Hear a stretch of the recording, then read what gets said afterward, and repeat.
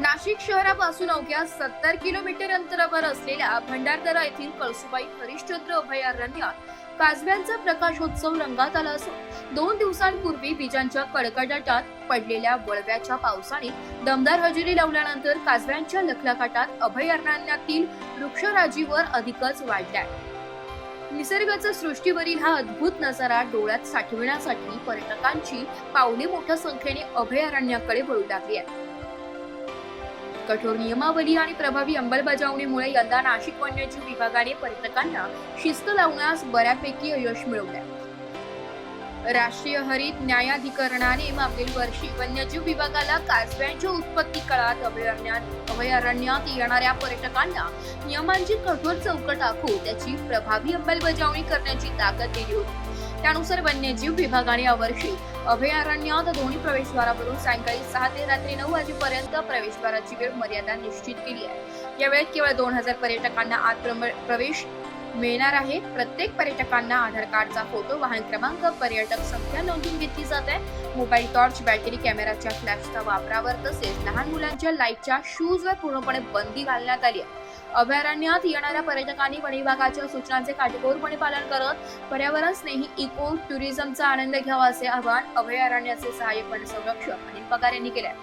पर्यावरण स्नेही इको टुरिझमचा भागवा अति संवेदनशील जैवविविधता या भागात आहे का हा जवा अल्पायुषी कीटक या जैवविविधतेचा महत्वाचा घटक आहे.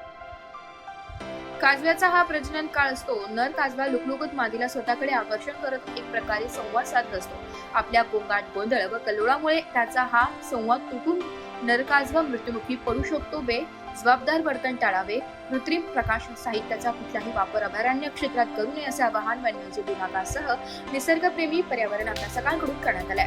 हरिश्चंद्रगडाच्या पायथ्यालाही चमचम राजूर वनपरिक्षेत्राच्या येथील हरिश्चंद्रगडाच्या पायथ्याशी असलेल्या फोक संडी, पाचनई, कुशेत या गावांमधील रोज राजेवर सुद्धा काजव्यांची चमचम पाहावयास मिळते. या ठिकाणीही वन्यजीव विभागाने रात्रीच्या गस्त वाढवली आहे. सायंकाळी 6 ते रात्री 9 या निश्चित केलेल्या कालावधीत पर्यटक या भागात सुद्धा जाऊन नियमांचे पालन करत काजवे बघू शकतात. रोजगार निर्मितीला चालना. काजवे बघण्यासाठी येणाऱ्या पर्यटकांसाठी या भागात रोजगार निर्मितीला चालना मिळाली आहे. अभयारण्यातील गावांमध्ये रात्रीच्या वेळी मुक्कामी कॅम्पिंग राहणाऱ्या पर्यटकांमुळे स्थानिक आदिवासी बांधवांनाही रोजगार मिळत आहे. मुक्कामी राहणाऱ्या पर्यटकांना सुद्धा रात्री जंगलात फिरण्यास मज्जाव करण्यात आलाय.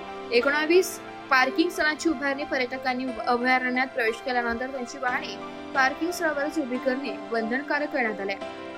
वन्यजीव विभागाने अभयारण्य क्षेत्रात रस्त्यालगत पार्किंग स्थळ तयार केली आहे. या ठिकाणी बॅरिकेड्स, वनरक्षक, वनमजुराची नियुक्ती करण्यात आली आहे. प्रत्येक पार्किंग स्थळी तसेच काजवेच्या झाडावर आहे तिथे वन कर्मचारी पर्यटकांना आवश्यक सूचना देत होते असे वन परिक्षेत्र अधिकारी रुपेश गावित यांनी सांगितले. पर्यटकांनी रस्त्याच्या कडेला पायी चालत झाडावर लुकलुकणारे काजवे बघण्याचा आनंद शनिवारी व रविवारी मोठ्या संख्येने घेतला.